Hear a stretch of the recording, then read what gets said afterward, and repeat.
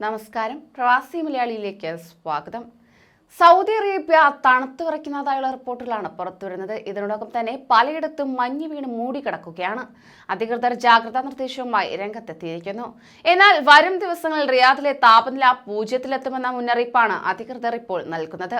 നിലവിൽ വടക്കൻ മധ്യ കിഴക്കൻ പ്രദേശങ്ങളെ തണുപ്പ് ബാധിക്കുമെന്നാണ് പ്രതീക്ഷിക്കുന്നതെന്ന് ദേശീയ കാലാവസ്ഥാ കേന്ദ്ര ഔദ്യോഗിക വക്താവ് ഹുസൈൻ അൽ ഖക്താനി പറഞ്ഞു.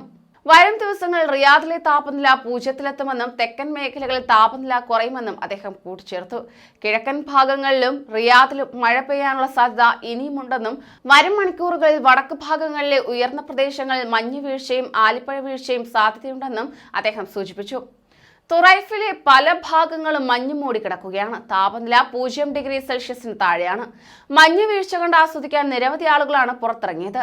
തുറൈഫിൽ 0 ഡിഗ്രി സെൽഷ്യസിന് താഴെയുള്ള താപനിലയാണ് രേഖപ്പെടുത്തിയത്. വടക്കൻ മേഖലയിൽ ചൊവ്വാഴ്ച രാവിലെ വരെ മഞ്ഞു വീഴ്ച തുടരുമെന്ന് പ്രതീക്ഷിക്കുന്നതായി തബൂക്ക് മേഖല കാലാവസ്ഥാ വിഭാഗം ഡയറക്ടർ ഫർഹാൻ അൽ അൻസി പറഞ്ഞു. ചൊവ്വാഴ്ച വടക്കൻ ഭാഗങ്ങളിലും ഹായിൽ പ്രവിശ്യയിലെ ഉയരം കൂടിയ ഭാഗങ്ങളിലും മഞ്ഞു വീഴ്ച തുടരാനുള്ള സാധ്യതയുണ്ട്. സൗദിയിലെ തുറൈഫിൽ ഇന്നലെ ഐസ് മഴ പെയ്തു. കഠിനമായ ശൈത്യമാണ് കഴിഞ്ഞ ഒരാഴ്ചയായി ഇവിടെ അനുഭവപ്പെടുന്നത്. മണിക്കൂറിൽ 26 കിലോമീറ്റർ വേഗതയിലുള്ള ശീതക്കാറ്റും വീശുന്നുണ്ട്. കഴിഞ്ഞ 4 ദിവസങ്ങളിൽ പലതവണ മഴ പെയ്തു. മരുഭൂമികളിൽ ചെറിയ വെള്ളക്കെട്ടുകൾ ഉണ്ടായി. ഐസ് മഴയുടെ വീഡിയോകളും ഫോട്ടോകളും സമൂഹ മാധ്യമങ്ങളിൽ വൈറലാണ്. മിക്ക വർഷങ്ങളിലും അതിശൈത്യത്തോടനുബന്ധിച്ച് ഇവിടെ ഐസ് മഴ വർഷിക്കാറുണ്ട്. അൽ ഖുറയാത്തിൽ -5ഉം അറാറിൽ -4 ഡിഗ്രി സെൽഷ്യസ് ആണ് രേഖപ്പെടുത്തിയത്. ആഴ്ച അവസാനം വരെ രാജ്യത്തെ പല പ്രദേശങ്ങളിലും മഞ്ഞ് രൂപപ്പെടാൻ സാധ്യതയുണ്ടെന്ന് ദേശീയ കാലാവസ്ഥാ കേന്ദ്രം സൂചിപ്പിച്ചു. രാജ്യത്തെ പല പ്രദേശങ്ങളിലും താപനില കുറയുന്നത് തുടരുകയാണ്. തബൂക്കിൽ 3 ഡിഗ്രി സെൽഷ്യസ്, മദീനയിൽ 9 ഡിഗ്രി സെൽഷ്യസ്, റിയാദിൽ 11 ഡിഗ്രി സെൽഷ്യസ്, മക്കയിൽ 16 ഡിഗ്രി സെൽഷ്യസ് എന്നിങ്ങനെയാണ് ഏറ്റവും കുറഞ്ഞ താപനില രേഖപ്പെടുത്തിയത്.